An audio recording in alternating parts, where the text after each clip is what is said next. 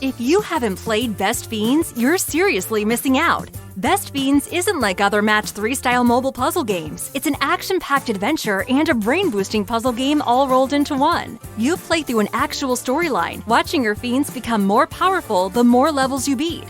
So if you're tired of crushing the same old candy, give Best Fiends a try. Download Best Fiends free today on the App Store or Google Play. Play Best Fiends.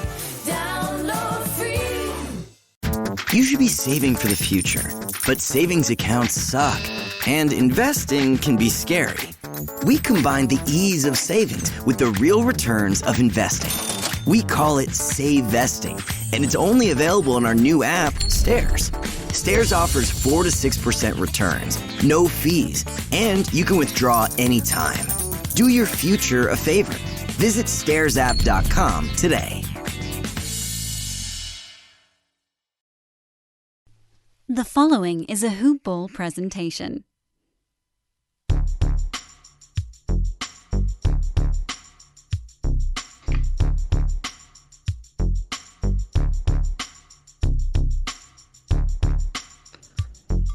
Good morning and welcome to Hoop Ball's DFS Today. I am your host, Mike Patra. We have a nice little 7-game card to talk about today, recording this early Saturday morning, October 23rd. 7 games to talk about on this main card. Tip-off starts around 7 p.m. Eastern Standard Time. That's when the lineup's locked, but we always know it starts about 10 to 12 minutes after that. Take the court and all that good stuff, but really excited about this slate. Yesterday went pretty well for me. I think the past 2 days cashed out most of my lineups. Single entries might have just fallen short, a couple of them in last night's slate. But nonetheless, we turn the page. We get ready for the next games and the next day of research. Started last night, breaking down a little bit more things this morning, but really looking forward to this one. But before we jump into anything, just a quick shout out to our presenting sponsors over at Manscaped. Guys, check out Manscaped. Use the promo code HoopBall20, and you will get 20% off your entire purchase. Plus, they throw in the free shipping. And who wants to pay the shipping? Now, I know every guy has their trimmer for their face, but Manscaped specializing for the down-under grooming. Now, lawnmower, they got the ear, nose, and hair trimmer. We all know that if you're a guy, you got to go the nose hairs popping out, ear hair as you get older. I'm getting there. Getting there at 30, starting to get the ear hair popping out. Gets taken care of with the ear hair and nose trimmer. They also have all of your grooming needs, aftershave, toner, conditioner, you name it. They have it. And you can get it all in their perfect package kit. So guys, check out manscaped.com. Use that promo code HoopBall20 for everything that you could use. Free shipping, 20% off. So we're going to jump right into this. We have some news to keep an eye out for, but luckily, in the first game of the night is where the most important news will be. So we should have that before lineups tip off. But we'll start off with the Miami Heat traveling to Indiana, taking on the Pacers. Pacers have yet to release their injury report as of about 8 a.m. Eastern Standard Time out here. Miami Heat have Dwayne Dedmon, Kyle Lowry, both questionable. Kyle Lowry had a left ankle sprain in that last one. We saw him hobbled. He went to the locker room, came back and played.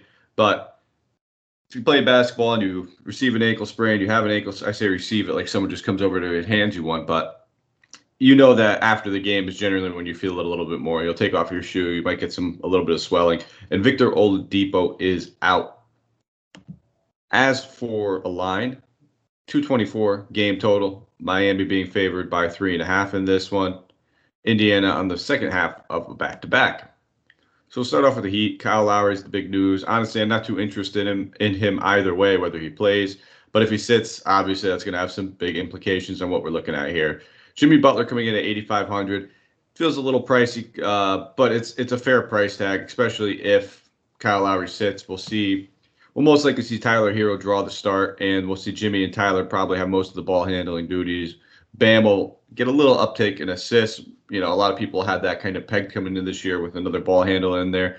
Bam's assist total might drop a little bit, but with no Kyle Lowry, we could probably expect that to go back to last season's totals as far as the assists go. Now, it's a good matchup, I think, for all of these guards. When we look at Indiana, they Justin Holiday should be ready to play in this one.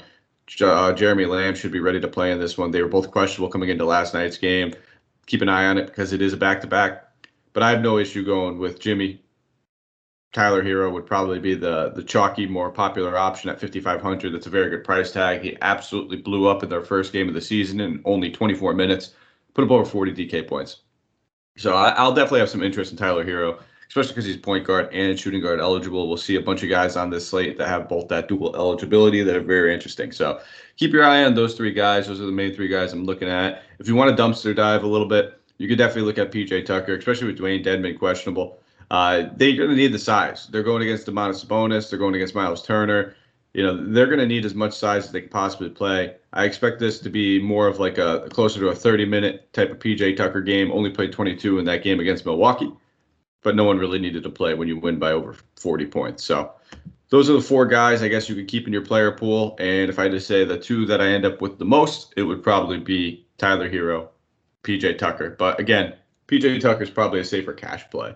It doesn't really have a massive upside. We've seen it. He'll hit that like 30 plus here and there, but for the most part, we're hoping to get about 22 to 24 from him out of this one. Sliding over to the other side of the ball, looking at the Pacers.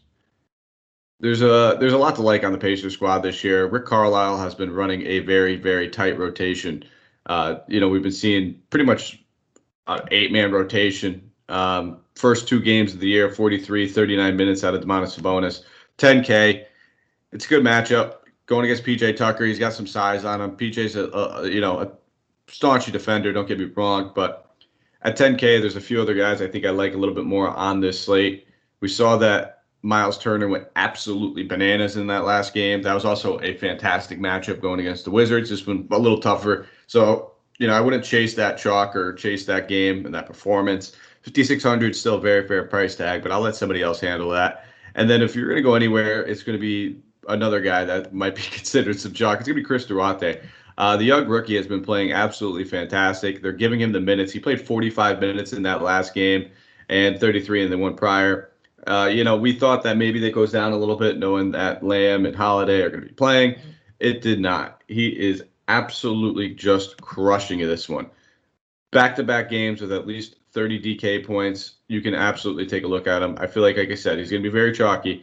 We have a couple pivots that we'll get to later on if you want to go off of him. But at that price tag, with the minutes he's playing, this dude's a good defender. He can shoot the ball very well. He's got multiple ways to kind of just stuff the stat sheet, and that's what you're looking for, especially in your value plays, is that, hey, maybe there's shots off that night. We'll never be able to tell necessarily when a guy's just not going to have a shooting stroke.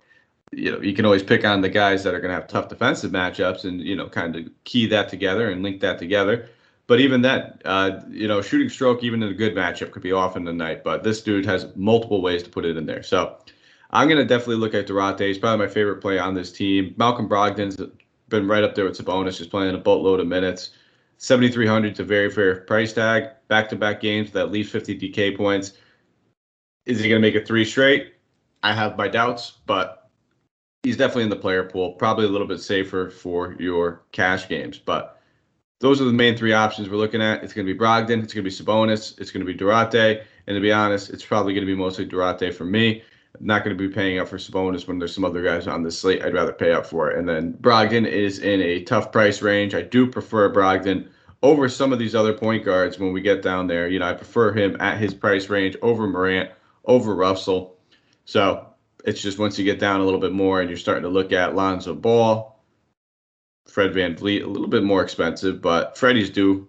I've been riding that, and I don't even mind. We'll get to Reggie Jackson as well at his price range too. So, moving on to the next game, 6:30 Eastern Standard Time game. We have the Dallas Mavericks traveling to Toronto to take on the Raptors for the injury report. Raptors have yet to release it, but we know that Siakam's still going to be out. That's the main key cog. We also saw that Goran Dragic came off of the bench. Gary Trent was inserted into that starting lineup. Trent had a great game, 4 steals, knocking down some threes. For the Mavs, everybody should be good to go, and they're looking to bounce back. It was a tough game for them going against the Hawks team. They kind of got poo-pooed on very early. Was not fun to watch as a Dallas fan, but 218 game total. Dallas being favored in this one, 3.5. Much more favorable matchup for these guys. Start off with the Mavericks. Luka Doncic, 10-8. Really struggled in that first one. only shot 35% from the floor, 2 of 7 from deep. The counting stats were there, 11 rebounds, 7 assists, but the points were not. 18 points per game is not something that is very Luka-like. I expect a much better matchup or a much better game at this one. He's probably going to draw a little bit of OG, more in all likelihood, as the guy covering him. And OG is not lackadaisical on defense. Nonetheless, Luka Doncic, he can get it off against anybody. He'd probably be third for me, where I'm looking at spending up on guys. But it's a very close third. And, if you have the money, I'll never argue with it. He's got one of the higher floors of anybody on this slate when you look at it. And we always know that he has that 70 to 80 point upside. He's probably one of the only guys on this slate that can really break that 75 mark. We've seen it from Cat. We've seen it from George a few times throughout their career. But we've seen it from Luka probably at least 5 to 6 times last season. My favorite play in this game, though, is going to be Kristaps. We saw it. He was more aggressive. He was more assertive. He was just struggling mightily. Only played 29 minutes in that last game, but it was mostly because it was a blowout. The rebounds weren't there for him. Only had 5 rebounds and only put up 21 DK points. So I think a lot of people will probably go away from Kristaps if they, check that box score. But this is a great matchup for him. He should draw Scotty Barnes as a defender. The rookie's very good on defense. Don't get me wrong, but he is giving up a whole lot of size. And to be honest, there's not a lot of people on this Raptors team that can really stick with him, size-wise, outside of maybe Boucher. So I really do like Kristaps at a very, underwhelming power forward position today. 7,300. If you're not playing Luka, he makes sense to pivot. I probably wouldn't play these two guys together, and that's kind of how I'm doing my builds. I'm going to have some with Luka and no Kristaps, and the ones that don't have Luka will have Kristaps. Outside of those two guys, I really don't have a lot of interest in anybody. We saw Brunson play 26 minutes in that last one. Part of me thinks it was because of the blowout, but he was getting some significant minutes in the between, and I'm not paying 6,200 for Tim Hardaway. He could put it together and have one of those scoring nights. I mean, he easily could, but we saw in that last one, 2 rebounds, no assists, no blocks, 1 steal. You're not getting any of those counting stats from him. And when you're paying 6,200, you're really relying on that jump shot to fall, and if it doesn't, you're going to find yourself kind of holding the bag when it comes to getting the rest of the value out of him. On the Toronto side of the ball, I touched on Fred VanVleet. His price tag's just jumping. It was 7,400 in the first one, 6,900 in that last one, which was great. But he's been struggling with the shot. He's only 8 of 30 so far shooting. This ship's going to get righted. I don't think that even makes sense. The ship's going to right its way. I don't know how you'd say it, but nonetheless, he's going to get back to normal. Freddie VanVleet is not the most efficient shooter, but he's much, much better than like a 27% type guy. So I'm definitely going to look for a bounce back in this one. I think that, with the shooting performances, it's bound to happen. There's a lot of guys in that price range where people could spend up on, so I don't expect them to be chalky in any way, shape, or form. But Freddie's got a 50 DK point game coming his way very soon, and he's due. And I think we can almost say the same thing about OG. A lot of people are, had OG pegged for a bigger role this season, and it's coming. The shooting woes are there. He's only shot 7 of 35. So, even worse than Fred VanVleet. But the 35 shot attempts in the first 2 games are very intriguing. We know that he has the ability to get you a couple blocks and steals. One of the bigger guys in this lineup, considering they're all about the same size at 6'8". So the rebounds could easily come there. Both these two guys are very, very much in play for me. I think both of them have a ton of upside. They come with a little risk, as we see with their shooting woes, but the upside is surely there. Not really checking out anybody else on this team. I have no real interest in the center rotation that they got going on. And we pretty much seen Goran Dragic, now that he's reserved to a bench role, his upside is going to be sapped away a little bit as well. And Gary Trent Jr. touched on it. Pretty much very Tim Hardaway-like, where if the shot's falling, he'll get you the value. If not, you're going to be holding the bag. And we have a ton of other guards that we've already talked about, especially like Chris Duarte, who's cheaper, who I think has more upside, has a safer floor. And we'll get to a couple guys in that later game who are even cheaper than Duarte and pretty much have the same upside and floor. 8 p.m. Eastern Standard Time game. We're going to keep it moving. Detroit traveling to Chicago, taking on the Bulls. In this one, the Bulls have yet to release their injury report. They're on the second half of a back-to-back. Lonzo Ball coming off of a massive triple-double. And the Pistons, Cade Cunningham, Isaiah Livers, and Chris Smith have all been ruled out. Looking at a game total in this one, we have a 214.5, one of the lower totals on the day. And Chicago favored by 9. They're expecting a trouncing of these guys. And Chicago's looked great. They looked great on defense. The offense is clicking. Zach Levine is just shooting the lights out of the ball right now. Vucevic hasn't really put it together just yet, but we saw that high usage in the first one, so we'll have to, expect that to probably continue, and he'll be the second option on this team as far as offense goes. But let's start with the Detroit Pistons out here. No, not a whole lot of interest in the guard rotation. We've been seeing Killian Hayes, Corey Joseph, and Frank Jackson pretty much handle the majority of the guard minutes. A little bit of Josh Jackson sprinkled in there, but it's been Killian Hayes drawing the start at the 1, and then we've been seeing Frank Jackson draw the start at the 2. Killian Hayes, he's just not good at basketball yet. I don't know how else to say this.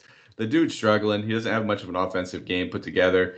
There's not a lot to, dish and dime and feed to on this team, so I really don't have interest in it. Frank Jackson is nothing more than a decent value play.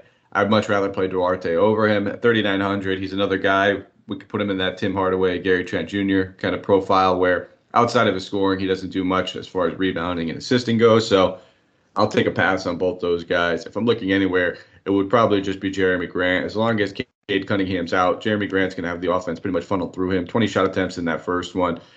He put together almost a 40 DK point game. I loved him on that slate. This is a much, much tougher game.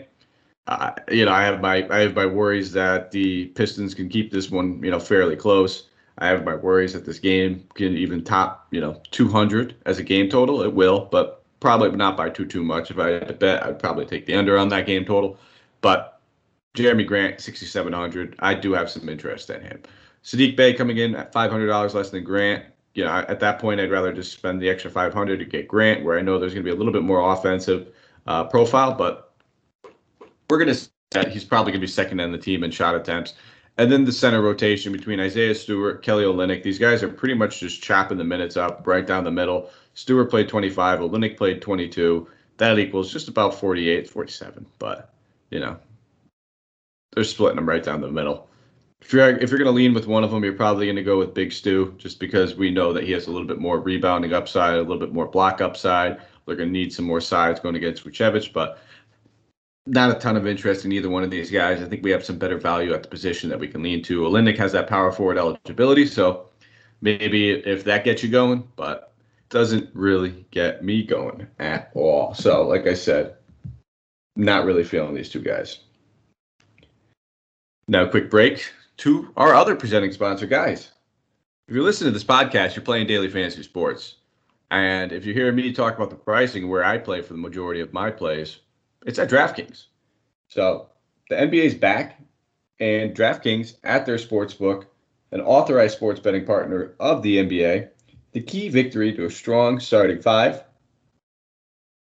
is a strong starting five. New customers can bet just $5 on any NBA team to win their game. And if they do, you win $200 in free bets. So why not make your roster, I don't know, Chicago, and win $200 in free bets by only betting $5. DraftKings Sportsbook customers could also get skin in the game with the new same game parlays. Combine multiple bets from the same game for a bigger payout. The more legs you add, the more money you win. DraftKings is safe, secure, and reliable. And best of all, you can deposit, withdraw your cash whenever you want. Download the DraftKings Sportsbook app now. Use promo code NBA today. Bet just $5 on any NBA team to win, and you win $200 in free plays. That's promo code NBA today at DraftKings Sportsbooks. So check them out. You must be 21 or older. I think we all knew that, right? But just figured I'd say it. Maybe we got some young customers out there, some young listeners. But again, that promo code is NBA today at DraftKings Sportsbook. Do the same game parlays. You bet any team to win with just a $5 bet on any team to win, and they do, you will win $200. So we have 7 games on tonight. Make your choice. Make it wisely. I think Chicago is a pretty safe bet if you have to ask me, though. All right, we'll slide over to the Chicago side of things in this one. Vucevic coming in at 8,900. We've seen him, tale of two takes so far. First game, lots of shot attempts, lots of rebounds. Didn't shoot very well. Second game, little to no rebounds, very little to no shot attempts. But still, he's one of the safer centers on the board at 8,900. I have mild interest in him. Like I said, I think this is a great matchup. I think he'll absolutely dominate, but I don't think that we're going to see much more than 31 minutes out of him. I don't think they need much more than 31 or 32 minutes out of him. 8,900 is a lofty price tag. So I guess if you're going to have some Detroit action, if you want to run it back with somebody, he makes sense. Zach Levine coming in at 8,600. He's just been the key cog in this offense. Absolutely love Zach Levine. Just don't love that price tag. I'm using the guard spots for a lot of my value. You heard me talk about it several times already. We're going to get to some other value plays in a little while. So I just don't see myself necessarily going to Zach Levine. DeRozan at 7K. We're seeing him got the shot attempts both games now, 37 shot attempts over the last two. He's been pretty solid and secure from probably going anywhere. It's going to be this spot just because we're getting a significant discount compared to Vucevic and Levine. We're seeing him 1,600 less than Levine and 1,900 less than Vucevic. So I think DeRozan would probably be the top option I'm looking at of anybody on the squad. And you could say the same thing with Lonzo. Coming off of a triple-double, he showed you the upside. The first game, it wasn't necessarily there. But the dude doesn't need to score a whole lot to get you there. 17 points and 12 points over the last two games. But in the last one, exactly 10 rebounds and assists. He got the steals. He got the blocks. Came out, put up 58.5 DK points. And we look at the guard position at that price range, around 6,800. There's only one other guy that I think I'm really interested in, which would be Reggie Jackson, who we'll get to later. I think he's a better player than Brogdon. I think he's a better player than Murray. I think he's a better player than McCollum. So there you have it. If you have that price range, if that's where you're looking, if you're maybe spending up or spending down in other positions, I think he's very much in play. So I'll probably be avoiding Vucevic and Levine, but I think DeRozan and Lonzo have some upside in this one. Moving on to the other 8 p.m. Eastern Standard Time game, we have the New Orleans Pelicans traveling to Minnesota. This is going to be a fun game for fantasy. Pelicans have yet to release their injury report, second half of a back-to-back for them. And for the Timberwolves, doesn't look like they've released theirs either. But they should be healthy for the most part. 226.5 game total. Minnesota favored by 6 in this one. A lot to love. A whole lot to love for the Pelicans. We saw that Josh Hart was ruled out in that last one. And Big Herb Jones started for him. Herb's only 3K. So if you need that value play at the forward spot, he's there for you. Wouldn't expect a whole lot of upside from him. He's very, very defensive-focused, defensive-oriented type guy. Got a steal and got a block in that last one. Only took 4 shot attempts, made 3 of them. So 75% is pretty good. But for a bottom-of-the-barrel type guy, if you're looking for him, he's there for you. Main plays I'm going to be looking at in this one, though, are going to be the top dogs, the shot takers and the shot makers. Brandon Ingram, 8K, very, very good price tag. Prefer him over Levine for only $600 less. With no Zion, he's going to lead this team in shot attempts. He's going to have a little bit more rebounding upside, too. We saw that 15 rebounds over the last 2 games. Also handled the ball quite well. No Lonzo Ball there. They have Devontae Graham, who's not very good at basketball. Satoransky's barely playing minutes. Kira Lewis Jr. just doesn't have a complete trust of the coaching staff just yet and still very raw. So you'll see Brandon Ingram bring the ball up a lot, bring up ball up the court a whole lot. And outside of that, you'll see Nickeil Alexander-Walker do the same thing. But at 8K, he's paid that off over the past 2 games. Almost put up 50 in that last one with 26, 8, and 8 last night against Chicago. And Chicago's got a pretty good defense. Minnesota, not so much. So I'll be going back to the well. I don't mind looking at Ingram. He's one of my favorite forward plays. Jonas Valanciunas, 7,200. The minutes have been there for him.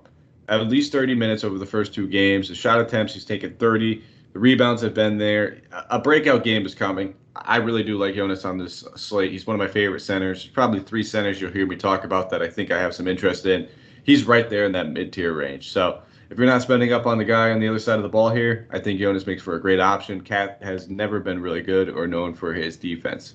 And then Nickeil Alexander-Walker starting, playing 30-plus minutes, and he's playing great. Back-to-back games with at least 34 DK points, and at 6,400, that's paying off that value that we're looking for. He's getting it done on defensively. In the past 2, he's got 8 total stocks, blocks, and steals. We love to see that. That's just the added bonus.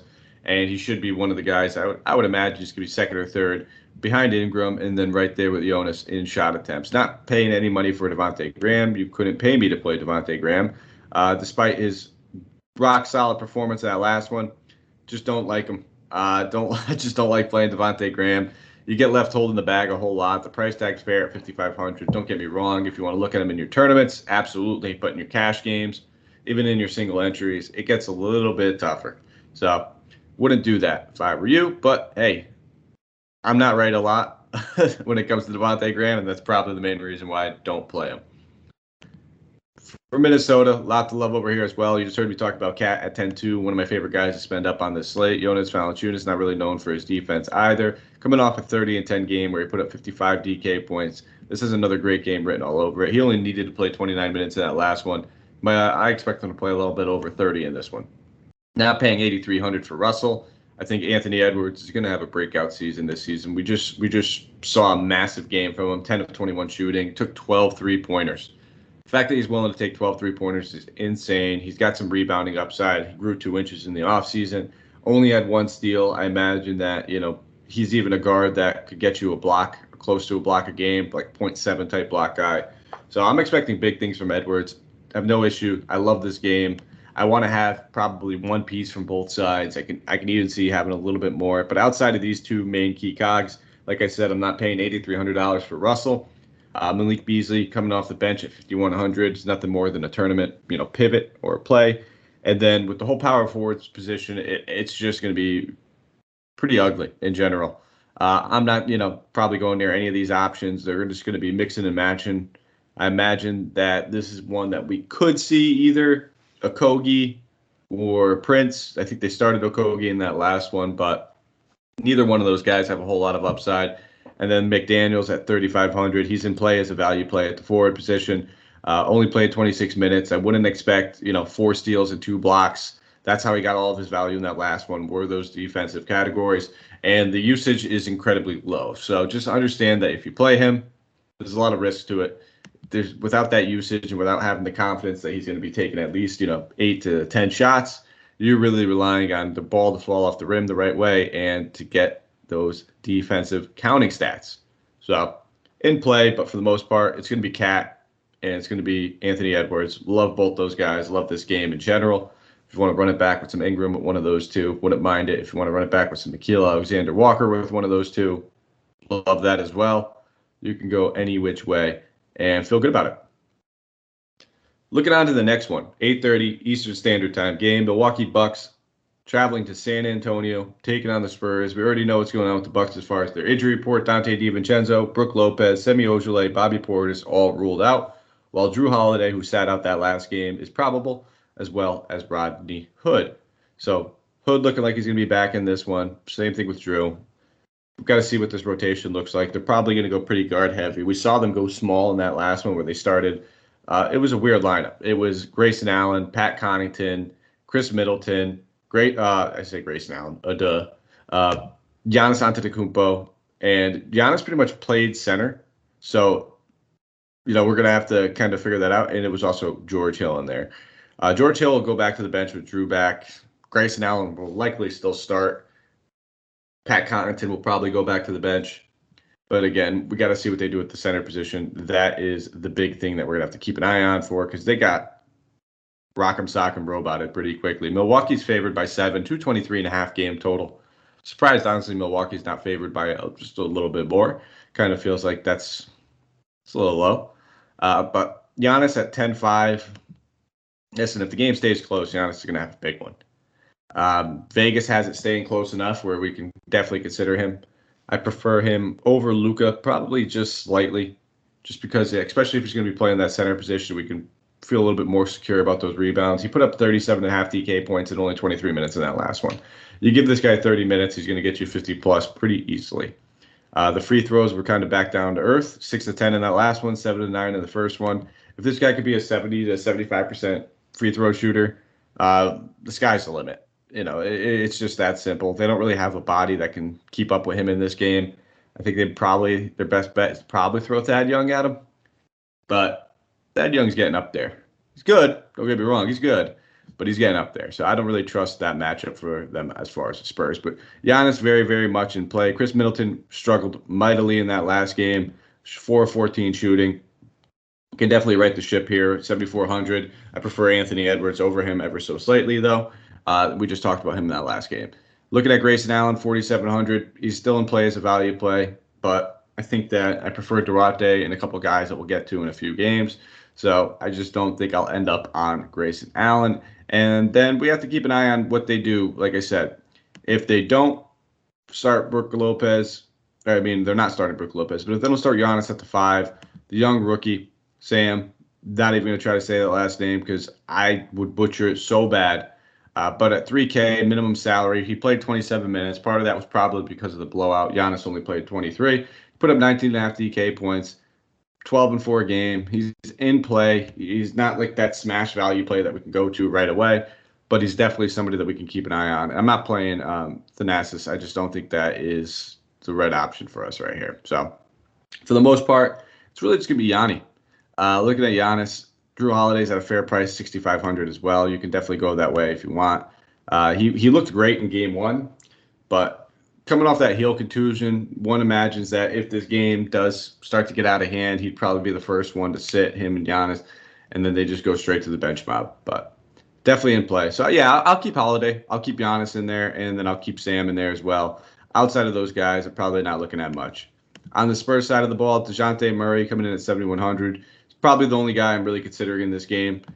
We saw that three-point shooters can kill the Bucks. Yeah, he's not that three-point shooter. That's not the reason I'm saying it. But if you want to go and look at some of their shooters, like a Derek White, you could definitely look to do that. But this dude's just been pouring it in the past 2 games. 41 DK points, 37.5 DK points. And the shot attempts have been there for him. And that's the big thing for Murray. We know he's going to get you rebounds, steals and assists at that guard position. That's what he excels at. But if you're going to give the guy 17 and 18 shot attempts, he doesn't need to shoot 50% to get you there. He hasn't been. He's been shooting less than 40%, 35 and 39% over the last 2 games. He's been taking 4 threes in each one, only knocked down 1 of them. So that's what I'm saying. He's not the greatest three-point shooter. But if this game stays marginally close, he's going to have a big factor and be a big reason why they're doing it. Derek White at 5,900. I expect a whole lot of three-point attempts from Derek White in this one. Fair price tag. Just don't see myself going to Derek White with some of the other options that we have to choose from. And then Jakob Poeltl at 4,900. It's a good price for him. It's a good matchup, especially with Brook Lopez out. We're not going to see him stretched out to the three-point line as much. He'll pretty much be able to just camp down there in the paint, and that's where he does his best work, where he gets his blocks, which he hasn't had one yet in the first 2 games of the season. So this feels like a nice double-double game for Jakob Poeltl. I guess if you're going to look at that price tag, the only guy that is comparable that I would consider would be Steven Adams, who we'll get to. But I think I prefer Jakob Poeltl over Steven Adams at a very similar price range. So there I am. That's probably the cheap center I'm looking at if you're looking to spend down. We talked about the guy that I'm looking at in the mid-tier. And we also talked about the guy I'm looking at to spend up on. So those are the 3 centers I was talking about earlier. I'll give you the reason why I'm not really looking at Steven Adams, despite him playing very, very well. I got a reason.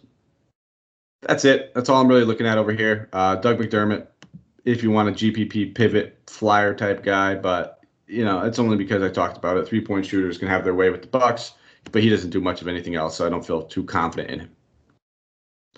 2 games left. We're moving on. 10 p.m. Eastern Standard Time game. Phoenix traveling to Portland. Phoenix on the second half of a back-to-back. For the injury report, we're not going to have Phoenix, but for the Blazers, Tony Snell has been ruled out. This game has the highest game total of the night, 232.5. Portland favored by 2.5, probably because of that back-to-back. But we'll start off with the Suns. Mikal Bridges coming off of a massive game, 8 of 11 shooting, ended up putting up 40 DK points with 3 steals, 1 block. 8 of 11 shooting is great. The shot attempts are going to be there for him.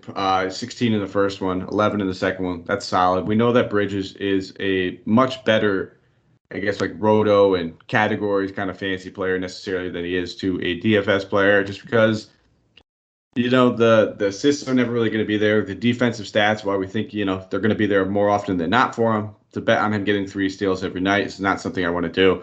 But I like that price tag at 4,900. I have no issues going there. DeAndre Ayton at 6,900. I think I'd rather play Joe Val over him. He's not in a bad matchup.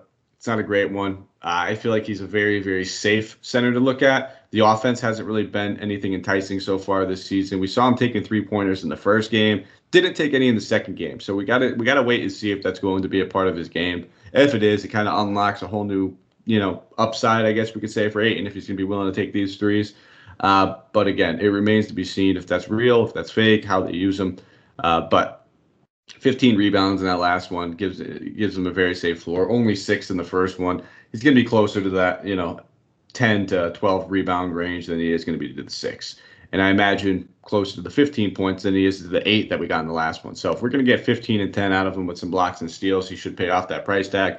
I just prefer Joe Val over him ever so slightly. Devin Booker coming in at 8,100. Devin Booker's Devin Booker. I just don't want to pay 8,100 for him right now. He hasn't paid that off in the first 2 games. He could do it in this one. Getting a matchup against CJ McCollum doesn't really scare me off. I just don't want to pay that price tag. And I don't really like targeting Chris Paul in the second half of back-to-backs. He's paid off his salary in both of the 2 first games, but at 7,500, we talked about a few point guards in that range. I just prefer a little bit more than him. That's probably it. The real guys I'd be looking at would be Ayton and Bridges. Outside of those 2 guys, I don't have a lot of interest in Phoenix. Sliding over to the Portland side of things, Damian Lillard coming in at 10-3. Not paying that price tag for Damian Lillard. Is he worth it? Absolutely. The dude took 24 shot attempts in the first one. Missed every three-pointer that he took. 0 of 9 from 3 is not something you're going to see very often with Damian Lillard. He still managed to put up 47 DK points despite not hitting a three-pointer. So, yes, he's very much in play. But Chris Paul, at his age, still a very good defender. I imagine this is a very well-rounded game for the Trailblazers where we see everybody chipping in. Nurkic at 73. Not a bad price tag for Big Nurk, but not a guy that we're guaranteed to see more than 30 minutes from. So could he pay that off very easily? I think I just prefer DeAndre Ayton over him for a little bit less, or Jonas Valanciunas for $100 less. I think I prefer a little bit more as well. So I just don't see myself having too much Nurkic, but he's very, very much in play. He's the definition of rock solid when we look at him. Outside of those 2 guys, CJ McCollum, 7,400 is the other main key cog in this. I prefer CJ at the point per dollar over Damian Lillard. And he came out and blew up in that last one, which I always talk about. I think I mentioned him on the podcast. I had some shares of him.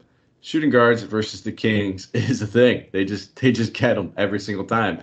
I don't know why, but it's been that way for about 3 or 4 years now where I always look at shooting guards going against the Kings. So we'll talk about that tomorrow. But for today, CJ is in play at 74. I prefer him over Lillard for that discount that we're getting. That's probably it for me over here. Larry Nance Jr. is yet to establish himself, really. He looks kind of poor. That big Larry Nance game Jr. could be coming, but until we see it, I'll just keep fading him. And he kind of needs the minutes to get there. He's not like the most fantastic point per minute guy. We saw him having a lot of success with Cleveland, and it was mostly due to his role in the minutes he was getting. All right, 7th and final game, one that I'm sure a lot of people have interest in. 10:30 Eastern Standard Time. Memphis traveling to LA, taking on the Clippers. For the Clippers, Serge Ibaka, Kawhi Leonard, Jason Preston ruled out. Keon Johnson's questionable. Dylan Brooks, the only name to monitor, and he is out for the Grizzlies. This game coming in at a 226 game total. Clippers favored by 3.5. Much like the Minnesota-New Orleans game, this is probably one of my favorite games to target. I'll have a lot of shares. And listen, Phoenix and Portland's got that high game total at 232.5. That's the highest game total. It just feels like I know the pieces I want to target there. And in these 2 games, you can target a lot of pieces. You can mix and match any way, shape, or form. I think this is going to be a really fun game for DFS and just for fantasy purposes in general. Starting off with the Grizzlies, you heard me harping on it all podcast so far, and it's that there's a lot of guard value, and a lot of it is going to come from this game and the early games. DeAnthony Melton coming in at 3,800, drew the start in the last one, played 30 minutes. Anytime you give DeAnthony Melton minutes, he's going to make the most of them. Didn't have any blocks or steals, which is very unlike him, but did shoot the ball well, 8 of 14, put up 31.5 DK points. At 3,800, he's going to be very, very chalky, but for good reason. And the same thing goes for Desmond Bane at the small forward position. Only 3,300, very similar to Melton. Played 30 minutes, shot 8 of 16. These guys were not afraid to shoot, put up 33 DK points. I love both these guys. I'm going to have at least one of these guys in every lineup. I could even see having 2, and I wouldn't fault you one bit for doing so. John Morant coming in at 9,200. He had a fantastic game, 29 shot attempts, put up 57 DK points. I'm not going to John Morant in this one. I'm not paying the 9,200. I just prefer to spend up in a few different spots, one on the other side of the ball here. And then one in that earlier game with Karl Anthony Towns. So I just don't see myself paying that 9,200 for Ja. If he comes out there and just does what he did, I would be surprised if he takes close to 30 shot attempts. You won't see too many guys do that. That might be the most amount of shot attempts he takes all season in one game. I'm not too sure, but not a guy that I want to pay 9,200 for. And hey, listen, if you do, I wouldn't fault you, but this game is so fantastic where I don't need to have all three guards. I call Bane a guard because he normally is a shooting guard, and that's probably where he'll start once Dylan Brooks comes back. But I don't think I need to have all three of these guys. And we have to actually see if that's the kind of lineup that they even roll out, because going against a guy like Paul George, they might opt to put Kyle Anderson in that starting lineup. Going against Cleveland, you thought they would have, but so maybe they don't. Playing more at Lowry Markkinen, maybe they just kind of said let him camp out there. Paul George, a little bit more aggressive of a ripper who will get to the rim whenever he wants. Steven Adams, very good price tag for him. Love the rebounding upside that this guy has. Obviously, there's not a whole lot of scoring upside, but we saw it during the preseason. He looks like a much better rebounder than last season. I just don't know if it was the role, the situation, no longer playing against somebody like Zion, playing against someone like Jaren Jackson Jr. pretty much allows him to get every board that he wants. Jaren Jackson likes to kind of step out to that three-point line, so all the offensive rebounds will be there for Steven Adams, and we know he has that defensive upside as well with getting like a block and a steal per game. So I definitely have some interest in Adams. I think I prefer Pirtle just because of the ownership. I expect it to be a little lower on Pirtle. But both these guys I think are very good and safe under 5K center play. So for me, it's going to be Steven Adams, Melton, and Bane. I think all three of these guys are fantastic values. I'll have shares of all three of them, be mixing and matching. I love Jaren Jackson Jr. 6,200 is a very fair price tag. He's a guy that could probably get closer to 7 as the season goes on. But I'm not going to sit here and play and love 4 Grizzlies. I'm going to keep it in my player pool to the 3 guys I just mentioned and probably cross Jaren out as well. On the Clippers side of the ball, there's 2 guys I have a ton of interest in, but you can have an interest in a lot of these guys. Paul George at 9,800. Yeah, the offense is going to clearly run through George nonstop, left and right. The rebounding will be there for him. We saw this team wanted to play very small, and that's kind of the reason why I prefer Pirtle over Steven Adams. Is because the Clippers were fine without playing a center. They ran Marcus Morris at that center position, and if they're going to keep doing things like that, that might take Steven Adams off the floor a little bit, but that would definitely give those Memphis guards a little bit more of a boost. Melton's minutes, Bane's minutes, we could probably feel a little bit more secure about them. And if they wanted to just run Marcus Morris at the 5, and then you'll see them run it back with Jaren Jackson Jr., maybe Kyle Anderson at the 4 a little bit. But I don't expect the game to start like that, but we'll see definitely stretches of it if this Clippers team. I mean, Hartenstein didn't even get a minute, didn't even play. So keep your eye on that. Again, that's the reason why I'm a little bit more on Pirtle than I am on Steven Adams. But Paul George is probably one of my favorite guys to spend up on this slate. Right there with Karl Anthony Towns. If I'm looking to go anywhere, it's probably going to be those 2 guys. Love starting my day off with those guys. And looking at Reggie Jackson at 6,600. He's getting a little bit of a price decrease in that last one. He shot terrible, 4 of 19, but the 19 shot attempts. He is going to be second on this team in shot attempts right behind Paul George. As long as Kawhi Leonard's out, they don't have a lot of volume shooters and scorers. He was there with the rebounds and the assists. He just shot 21% from the floor. Took 9 3-pointers, hit 3 of them. So 3 of his baskets out of the 4 made were 3-pointers. I think Reggie Jackson is a very good tournament play at 6,600. Obviously, we just saw that the shooting could be anywhere and, maybe not as safe in cash. But as far as your tournaments go, I think he's very, very viable. Eric Bledsoe at 5,900 looked great defensively all game long, put up 3 steals, that 1 block. He's very much in play as well. He gets all $100 price decrease. The 3 of these guys I absolutely love. We got to keep an eye on Marcus Morris because in that first one, they mentioned that he was going to have his minutes monitored. If he's getting, not having his minutes monitored, he's getting a full workload at 5,200. He's in play. I think we have better options that we could choose from. And then Terrence Mann played every minute that he could handle. Almost played 40 minutes at 4,700. I just prefer Durante and those Memphis guys over him. If you're looking for the value, it's a fair price tag for Mann. It's not like we're getting a huge discount. I think maybe he should be priced closer to Morris at that 52 range. But at 47, I'll probably leave him out there. I can't play everybody in this game. I'm expecting to have a lot of love in this game. Mixing and matching, doing a lot of different kinds of, multiple lineup builds, multiple constructions. And I'm definitely going to have Paul George as one of my highest owned priced up guys. And then Reggie Jackson as a GPP pivot to some of these other guards that we've already talked about, I think is a very viable option. And if you can't get up to Reggie, you get Bledsoe at that point guard and shooting guard eligibility. But we also have to wait and see what the news is. Because in like single entries and cash entries, I probably prefer Hero over him. If Kyle Lowry's out, I think that's probably the way to go. He's going to be chalkier. So that's where he comes in as that pivot. If you want to get off that chalk in your GPPs and, pivot away and maybe go to a Bledsoe, sure, why not? But it's going to be hard to ignore Hero's usage and his ball handling abilities if there is no Kyle Lowry at that price tag that we spoke about earlier. That's it. That is the entire slate. That's all 7 games in 44 minutes. So pretty good time we made. Again, guys, check out Manscaped. Check out the DraftKings Sportsbook. Use the promo code HoopBall20 and then DFS today. HoopBall20 for Manscaped, DFS today for DraftKings. You can follow me on Twitter at Micah Patria, MikeApotria. You'll see me tweeting stuff out throughout the day and as lineups are locking. I'll be retweeting a lot of the beat writers when the news pops. That way you get to see it straight from the source, not just somebody saying, hey, this guy's out. Get a little skeptical sometimes. But I go right to the source. I'll tweet that out for you guys. We'll be back tomorrow. Santino will be on. I will be off. He'll be crushing it, though. He'll be handling it for you. Always doing good work. My right-hand man out there, Santino Cacone. And shout out to the entire team. You guys might be seeing some new people here and there. They're here for a reason. They're good. They provide the information. Follow them all on Twitter when you see them. They'll give their handles out here and there. You'll see me retweeting their stuff as well. But thank you guys for listening. As always, take care, and let's win some GPPs.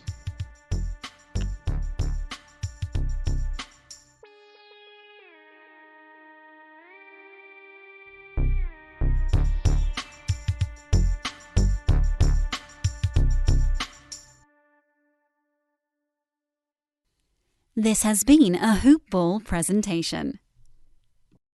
Free shipping in continental U.S. only. See website for subscription offer details. Calling all partners. Losing weight is better together with Nutrisystem's new partner plan. It's so much easier when you do it together. You'll both get new premium meals with up to 30 grams of protein. They're big and filling and taste delicious. New skillet selections that go from pan to plate in minutes. And new restaurant faves that taste like your favorite restaurant meals, portioned at half the calories. Powered by the science of ProSync to help keep your blood sugar steady and you losing weight. Motivate each other, keep each other accountable, and reach your goals with Nutrisystem's partner plan. Just go to Nutrisystem.com/diet right now and get 50% off. You heard me right. Go to Nutrisystem.com/diet right now and get 50% off everything. Don't wait. This special offer will not last long. Just go to Nutrisystem.com/diet right now and get 50% off. Go to Nutrisystem.com/diet.